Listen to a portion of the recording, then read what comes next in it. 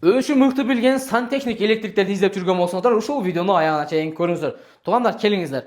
Көпчүлүк үйгө барганда негизи мына ушул арисонда проблема болот. Көпчүлүктөр ичинде накип толуп калат, же болбосо тенти күйүп калса, жаңы аристон алам деп шашып барат. Андай кылбаңыздар, чөнтөк акчаны эконом кылыңыздар. Устага чалган болсоңуздар, келет дагы тенти дагы алмаштырып берет, ичинде толгон накипти дагы тазалап туруп, сизге аристонуңузду мурунку калыбында иштеп турган кылып берет. Көрдүңүздөр, Анан мына экинчи проблема негизи көбүнчө бул раковинада смесителдердин ал жеринде ичиндегилери толуп калат, суу жакшы чыкпай калат. Анан мына чекелеринен суу сырт жакты көзү чыгып калса, буну да устакеге айтсаңыздар, уста жакшынакай кылып алмаштырып берет. Бул унитазда эмне проблема болушу мүмкүн? Суу көп келип калат же суу кетпей калышы мүмкүн. Буну дагы регулировкаларын кылып, алмаштыра турган жерин алмаштырып берет дейм, Келиңиздер туугандар. Мынабы түтүкчүлөрдү көрүп атасыздар. Көпчүлүк чоң бир ишканалар, эгерде баня тарабында ушундай сантехника жаатында кызматтар керек болмосо, мына устабызга кайрылсаңдар, сиздерге соп-соң кылып жасап берет. Эми электричество жаатына келе турган болсо, караңыздар туугандар. Могул софиттерди, люстраларды жакшынакай кылып алмаштырып берет. Күйбөй калса күйгүзүп кетет.